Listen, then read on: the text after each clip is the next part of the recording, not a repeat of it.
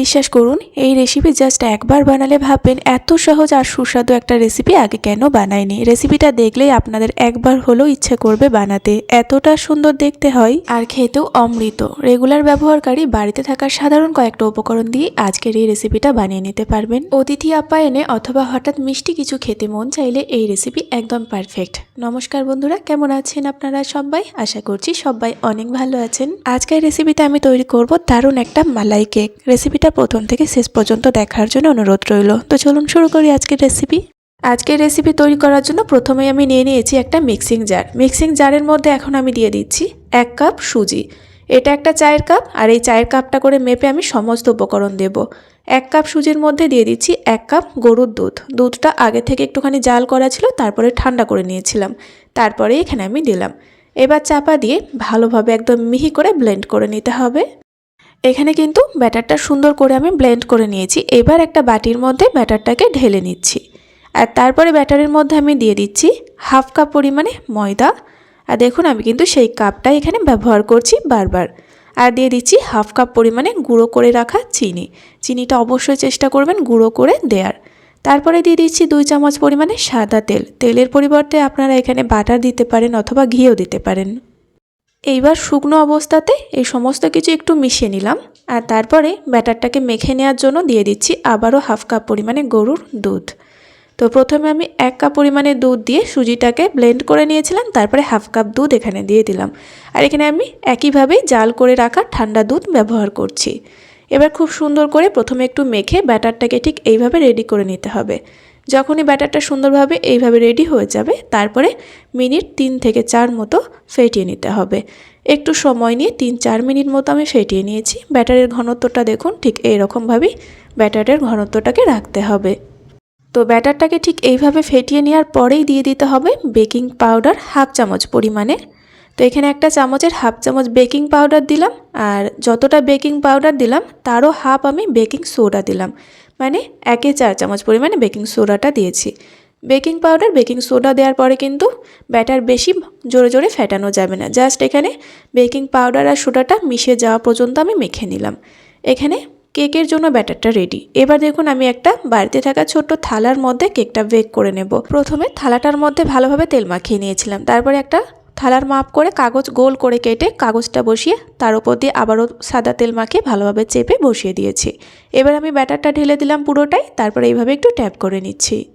আর এখন কেকটা বেক করার জন্য যতক্ষণ আমি কেকের ব্যাটারটা রেডি করছিলাম, এদিকে আমি কড়াইয়ের মধ্যে একটা স্ট্যান্ডকে বসিয়ে প্রিহিট করে নিয়েছি। বেশ ভালোভাবে গরম করে নিয়েছি চাপা দিয়ে। আর দেখুন কোনো রকম বালি লবণ আমি কিচ্ছু দিইনি, শুধু একটা স্ট্যান্ড বসিয়ে গরম করে নিয়েছি। এইবার থালাটা বসিয়ে দিলাম আর চাপা দিয়ে দিচ্ছি, আর এই যে ছিদ্রটা আছে বন্ধ করে দেব, আর গ্যাসের ফ্লেমটা একদম লো করে দিতে হবে। আর তারপরে 25 মিনিট মতো এটাকে বেক করতে হবে। এখানে আমি 25 মিনিট মতো বেক করে নিয়েছি। এবার আপনারা দেখে বুঝতে পারছেন কেকটা কিন্তু অনেক সুন্দরভাবে ফুলে উঠেছে। এবার কেকটা ঠিকঠাক বেক হয়েছে কিনা সেটা দেখে নিতে হবে। এই দেখুন, যে কোনো একটা কাঠির সাহায্যে এইভাবে একটুখানি ছিদ্র করে দেখে নিতে হবে। কাঠিটা দেখুন একদম এখানে শুকনো অবস্থাতে আছে, কোনো রকম ব্যাটার লেগে যাচ্ছে না। এইবার কেকটাকে আমি নামিয়ে ঠান্ডা করতে দিয়ে দেবো। যতক্ষণ কেকটা ঠান্ডা হবে আমি একটা মালাই তৈরি করে নেব। মালাই তৈরির জন্য কড়াইয়ের মধ্যে দিয়ে দিচ্ছি আমি 2 কাপ পরিমাণে গরুর দুধ আর 2 চামচ পরিমাণে গুঁড়ো চিনি। গুঁড়ো চিনি যে দিতে হবে সেটা নয়, আপনারা এখানে দানা চিনিও দিতে পারেন। 2টো এলাচ ফাটিয়ে দিয়ে দিলাম। যেহেতু এখানে আমি জাল করা দুধ ব্যবহার করেছি, তাই দুধটা ফুটে আসা পর্যন্ত একটু অপেক্ষা করব। আপনারা যদি এখানে কাঁচা দুধটা ব্যবহার করেন তাহলে একটু ভালোভাবে দুধটাকে ফুটিয়ে নেবেন। দেখুন দুধটা কিন্তু প্রায় ফুটে উঠেছে। এখানে 1/2 কাপের মতো নর্মাল দুধ নিয়ে নিয়েছি, মানে জাল করে রাখার পরে যে দুধটা ঠান্ডা করে রেখেছিলাম সেই দুধটা এখানে 1/2 কাপ নিয়েছি। তারপরে 1/2 চামচ পরিমাণে কাস্টার্ড পাউডার দেওয়ার পরে ভালোভাবে মিশিয়ে নিচ্ছি। যদি কাস্টার্ড পাউডার না থাকে আপনারা গুঁড়ো দুধ এইভাবে দিয়ে দুধের মধ্যে দিয়ে দিতে পারেন।